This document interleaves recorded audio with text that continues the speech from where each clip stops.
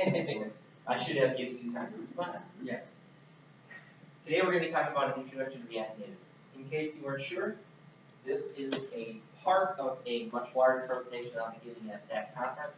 My last speech I had talked about React Native. Obviously, in order to discuss React Native, you should probably have a good footing on what React is, right? So I won't talk about that today. So if you missed that, you'll have to go catch up on that later.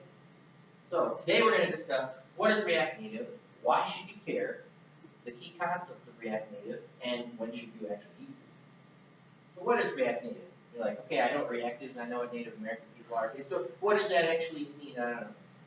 It is a React-based native app framework, and it was announced by Facebook just earlier this year, July 28th, or sorry, January 28th. So why should you actually care about what React Native is? Facebook created it. They are a canonical cop-out against hybrid frameworks. So if anybody ever talks about, I literally said, somebody was talking about making an iPhone app and an Android app to do the same thing, and it was literally just a time entry app. And I said, why don't you do cross-platform? And he shot back, okay, stupid. Literally just like that. This guy literally zero concept of what cross-platform mobile application development is. None whatsoever. On top of the fact that phone app would be perfect for what he's doing. It would offer no difference between what he's doing and what the end product would be, and it would take not even 10% of the time. But you know what? He just doesn't want anything about it. And when I say things like, hey, maybe you should look into things like phone app or Cordova, people will say, you know, Facebook tried that and it didn't work. So nobody should ever try it. Facebook is a multi-billion-dollar corporation that has millions upon millions, maybe even a billion users for all I know. You aren't that. What applies to Facebook doesn't apply to you, period. They learned a lot throughout their journey to attempt to do these sorts of things, but they still want to save a lot of money, so they still want to do cross-platform. They've invested a ton into it, and they're going to invest a lot more. This is something they're just going to throw in. There are tons of things that they've done that they just kind of turned on a little cost stuff. They say, no, we really like this, we're going to stick with it. Of course, it's got React, it's based off of React. Therefore, it's a great fit for mobile, cross-platform. And it's also the way the web is going, the way the flux pattern and things like that I discussed earlier, which means you're all experts on it. Key concepts to React Native. Asynchronous execution. The application is split into two parts. You have your JavaScript app, and you have your native platform app, which, if you remember from my previous talks on Type 80, that's very similar, where they have this 100% native front end where you're actually touching real buttons that are truly native, and the interaction is swiping everything 100% native. But whenever the app has to think, it hands it off to the native JavaScript engine and say, okay, you do the real thinking one. Go get data from a website. Go calculate things based on the data that you have. Asynchronous JavaScript application operation. So whenever if you touch something and there's supposed to be some sort of reaction to it, you're not waiting on it. You just say, hey, JavaScript, go do the thing while I do my native transition. So the performance is actually extremely good, even though you're using JavaScript to do your thinking, instead of 100% native execution, right? Native modules can use additional threads. So if you are doing a lot of cross-platform stuff where you're doing a lot of thinking in JavaScript, but then you're like, hey, wait a second, there's one thing that the iPhone can do that the Android can't do. Maybe you'll make a native module, 100% Objective-C or Swift. I'll hang out Mark chip properties, so that you can actually go ahead and do that thing, and then you can execute them, and then of course that will be multi-threaded. Styling. They use FlexBot, which is pretty cool if you don't know a whole lot about it. Don't have any time to get into it, but it's cool. Which means you can you alter the width and height to fill the available space. So it's 100% responsive right away out of the box. You don't have to worry about Android's 987 different kind of configurations.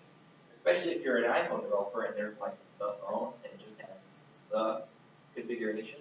That's why it's easier in a lot of ways to style iPhone, because you're a cult member and you just do it that way, and that's it.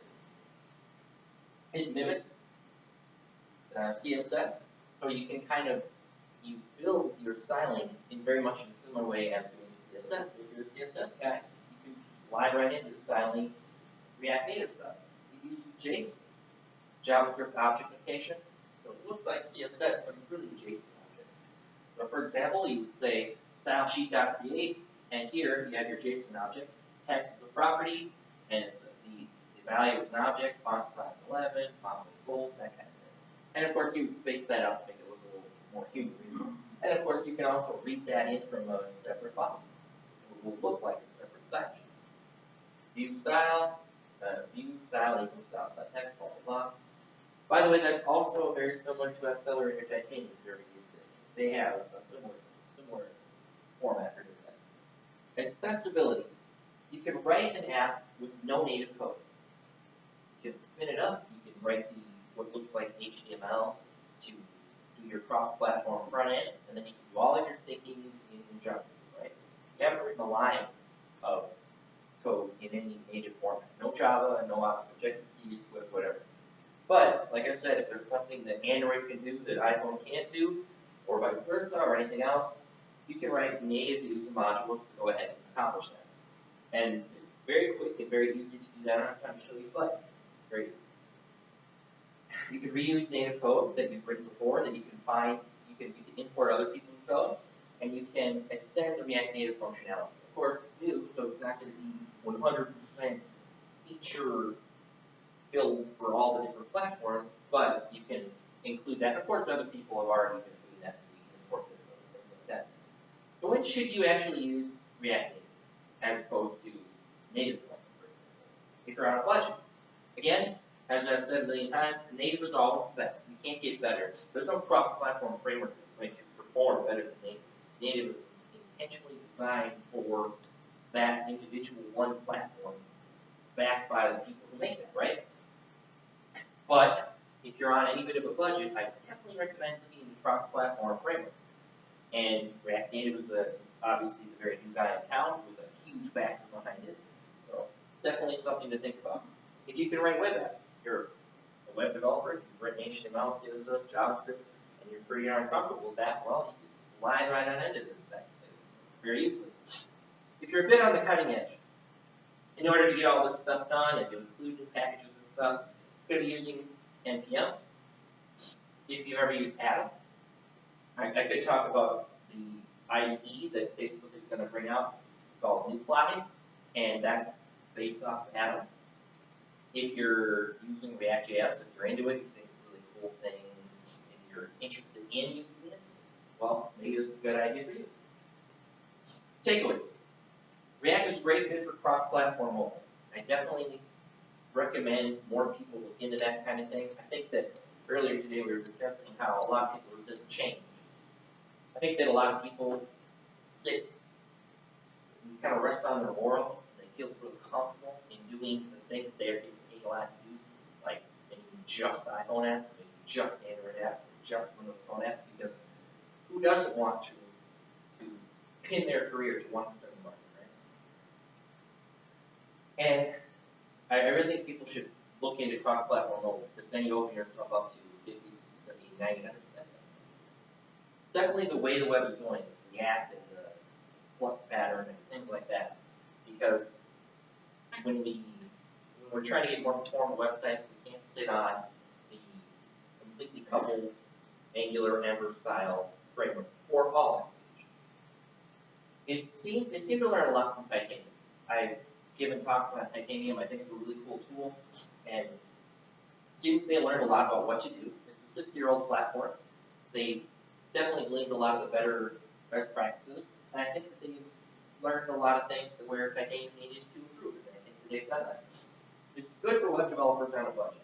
If you know how to do web development, you can make a React application and a React Native application, and if you are on any bit of a budget, then maybe Native is the right way to go. So, with that, I'll turn it over to our daily guys. Thank you guys for a very informative